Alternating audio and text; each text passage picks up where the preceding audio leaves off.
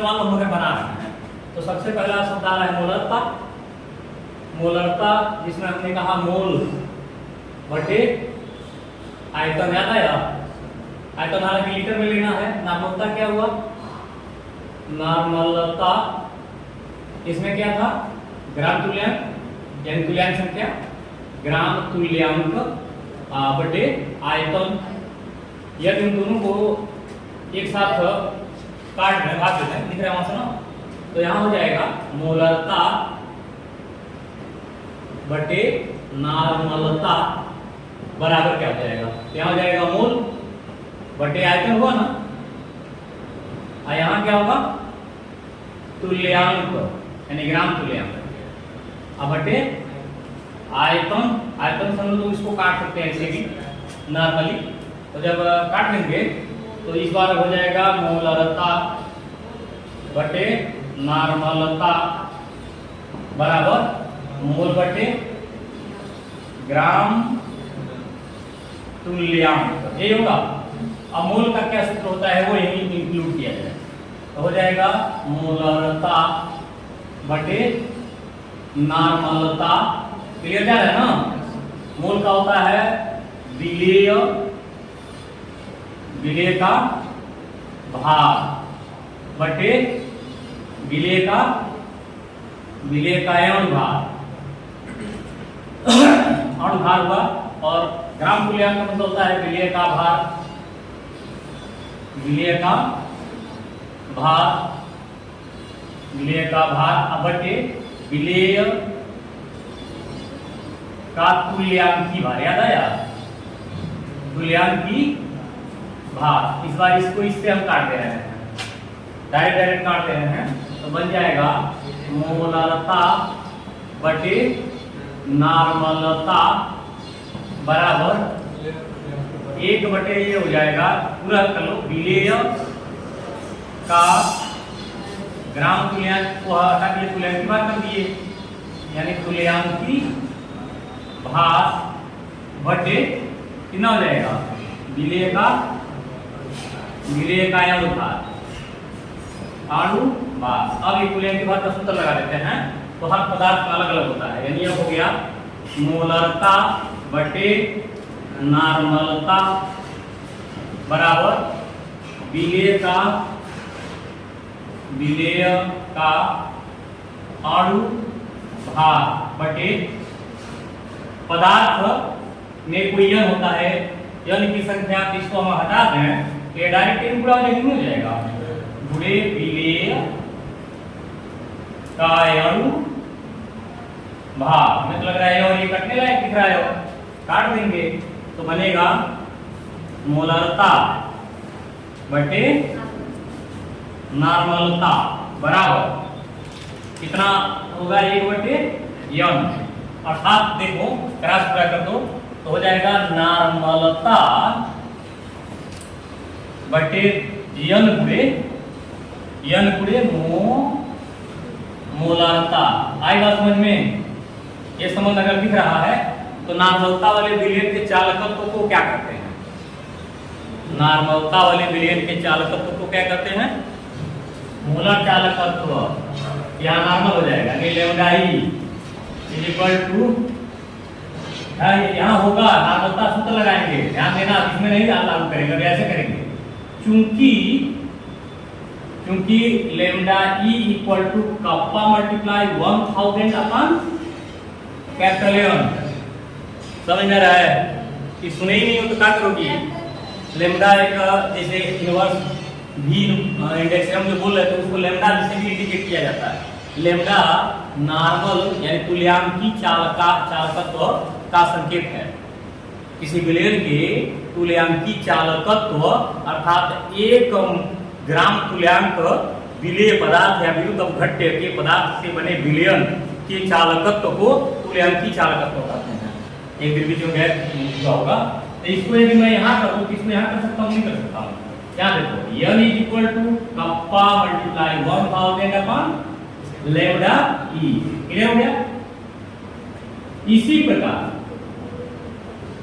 प्रकार अगर हम लैम्डा m कह लें, जिसको v इनवर्स इंडेक्स m तो बोला जाता है, तो इसको हम लेम्डा m कह लें, तो अभी तो कप्पा मल्टीप्लाई 1000 अपॉन m था कि नहीं था? m को इधर करते हैं, m is equal to kappa multiply 1000 upon कितना लेम्डा m।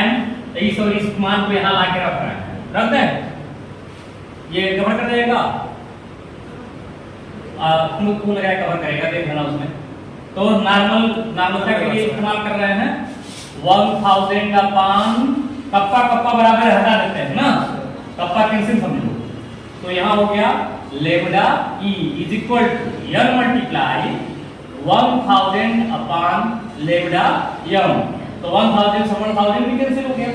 अब इसको क्रॉस करेंगे तो हो जाएगा 1 upon lambda E is equal to n upon lambda m, होगा ना?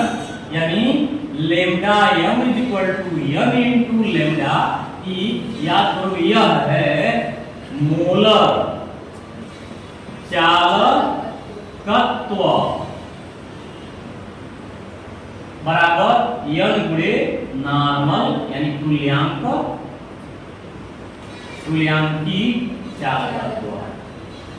आगे बात सुनिए, चालकत्व क्या है, चालकता का है, कई चीज होता है। आया हो पूरा निगमन हो गया कि नहीं हो गया? ये पूछ रहे थे तुम लोग कि कैसे उतना आया। एक टॉपिक है, कहते हैं इसके टॉपिक को हम लोग चाहें तो एक्सप्लेन कर सकते हैं। ये था तुम्हारा पूरा मैथमेटिकल कैलकुलेशन।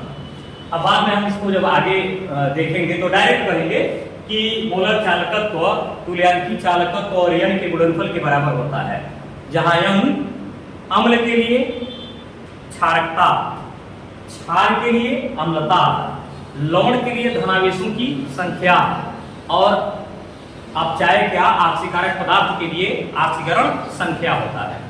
नहीं पल्ले पढ़ा है अम्ल में कितनी क्षारकता होती है, अम्ल में क्षारकता कितनी होती है, ये बताओ। यह है विद्युत अपघटन, किसे कहते हैं? इलेक्ट्रोलिसिस, विद्युत धारा के प्रभाव से या विद्युत धारा के प्रवाह से किसी विद्युत अपघट्य पदार्थों का उनके अवयव में अस्थायी रूप से टूट जाने की प्रक्रिया को विद्युत अपघटन कहते हैं। यानी धारा से किसी पदार्थ का उनके अवयव में टूटना। छोटा सा परिभाषा है। धारा में विद्युत लगा देना, नहीं तो जल धारा लगा देते तुम लोग। धारा बहुत तरह का होता है, पता चला वायु का धारा, जल का धारा, ठीक है। यहाँ विद्युत धारा के प्रभाव से पदार्थ का उनके अवयवों में टूटना क्या कहलाता है? विद्युत अपघटन कहलाता है। क्लियर हो गया? जैसे सोडियम क्लोराइड के जलीय विलयन में यदि विद्युत धारा का प्रवाह करते हैं तो यह टूटता है किसमें? NaOH में प्लस H2 में प्लस Cl2 में। अब तक यह नहीं पढ़े थे, अब तक यही पढ़े थे कि Na पॉजिटिव और Cl नेगेटिव में टूट जाता है, लेकिन वो कम धारा के प्रभाव से केवल वो इलेक्ट्रोडों पर गया।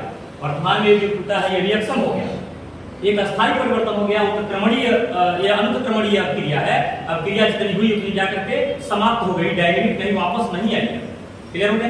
तो इसको कैसे विस्तार कैसे करेंगे उसका सिद्धांत है, मैकेनिज्म कहते हैं। सिद्धांत में लिया NaCl नम है तो धारा बहेगा ही, यानी इसको इलेक्ट्रोलिसिस कराएंगे तो इलेक्ट्रोलिसिस के दौरान ये दो मूल में हम क्रिया लेते हैं, 2Na positive plus 2Cl negative बनता है। क्लियर हो गया? तो पानी भी तो टूटेगा, तो इसके साथ आगे आसु जल अगर हो तभी NaCl के साथ आते आते खनिज जल हो जाता है। तो आसु जल तो तब होता है जब उसमें कोई और अवयव न रहे, यानी यौगिक के रूप में जब H2 रहेगा तब उसको आसु जल कहते हैं। और डिस्टिल वाटर में ऑलवेज, ये पता है, डिस्टिल वाटर में always H single bond H यानी सह संयोजक बंध पाया जाता है। और वैद्युत संयोजक बंध किसमें पाया जाता है? जो मिनरल वाटर होता है उसमें H पॉजिटिव और OH निगेटिव बनता है। तो इसको जब H2O को तोड़ेंगे तो इसका भी दो ही मूल लेंगे, इसमें हो जाएगा H पॉजिटिव और OH नेगेटिव। क्लियर हो गया। अब इसकी वजह से 3 जगह क्रियाएं होंगी। पहला होगा कैथोड क्रिया, कैथोड अभिक्रिया कहेंगे, ठीक है। दूसरा होगा एनोड अभिक्रिया, होगा ना। तीसरा होगा कक्षक क्रिया, कक्ष अभिक्रिया। अभी बताओ कैथोड पे कौन जाएगा, क्योंकि पहले होता है तो इस पर जो जाएगा वह होगा H पॉजिटिव, 2 मोल प्लस।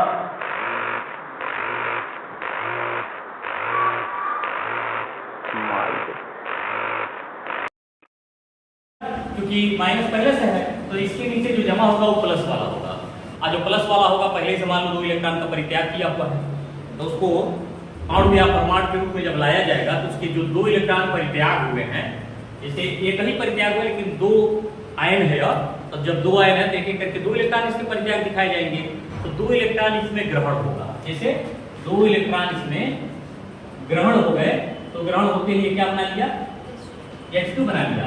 एनोड पर कौन आएगा तो Cl माइनस आएगा 2 मोल में, क्योंकि अब पहले से एक इलेक्ट्रॉन ग्रहण किया हुआ है विलियम से। जब विलियम से इलेक्ट्रॉन ग्रहण किया है तो अब जब उसको परमाणु रूप में या यौगिक के रूप में ले जाएंगे क्या करेगा, वो इलेक्ट्रॉन का परित्याग कर देगा। तो यह परित्याग किया, यहाँ परित्याग, और परित्याग में क्या बना लिया Cl2। अब प्लस 2 इलेक्ट्रॉन इसे दर्शा दे रहे हैं। कहेंगे अब कक्ष में कौन अक्रिया होगा, रो मत, हंसते रहो, मुस्कुराओ, कैमरे की नजर में हो, ठीक है। हम इतना थक करके इतना आराम से बोल रहे हैं, अब तुम लग रहा है हम वहां जाओगे, कि मित्र नहीं आया इसलिए कुछ, हाँ। तो यहाँ पे कक्ष क्रिया में देखोगे विशेष कुछ बचा हुआ है, Na पॉजिटिव और OH नेगेटिव, इनको भी तो जुड़ो। यहाँ कर देते हैं 2Na positive plus 2Cl negative, और जब दोनों जोड़ेंगे तो क्या बन जाएगा 2NaOH। अब ये बताओ जब हम तीनों इसको ऐड कर रहे हैं तो क्या यही जो रिएक्शन है वो बनेगा कि नहीं बनेगा, तो यूं बनेगा जैसे यहाँ पे 2, यहाँ पर भी 2 और यहाँ बैलेंस्ड हो गया, इससे यह कैंसिल, तो NaCl चूंकि NaCl था ही, 2NaCl की क्रिया किससे करा दिया गया, यहाँ H2O से करा दिए ना, 2H2O से करा दिए, तो यहाँ पे H2 यानी पहले 2NaCl बना लिए, NaOH बना लिए, फिर H2 बना लिए, फिर Cl2 बना लिए, और ये एक संतुलित जो विद्युत अपघटनीय क्रिया है वो तुम्हें प्राप्त हो गया। क्लियर हुआ ना। ये इस तरह से विद्युत अपघटन की प्रक्रिया पूरी होती है, और विद्युत अपघटन में धारा प्रवाह के कारण उनके अवयवी जो सदस्य हैं वो अपने अपने रूप में अलग हो जाते हैं। यह हालांकि एक तरह से देखा जाए कि अगर यह अल्प कराया जाए, नहीं संक्षेप में कराया जाए, तो छोटे में यह विद्युत वियोजन होगा, जिसको वियोजन क्रिया भी कहते हैं। लेकिन वियोजन क्रिया अस्थायी नहीं होती है, भौतिक परिवर्तन की तरफ होती है। वो क्या होता है कि जैसे हम कारक लगाएंगे वैसे अवयव तो बनेंगे आयन के रूप में, जैसे कारक हटाएंगे वो पुनः अपने मूल अवस्था में वापस हो जाएंगे। ये है ना। तो इस तरीके से यह विद्युत अपघटन की पूरी प्रक्रिया है, उसको लिखवा दे रहा हूं।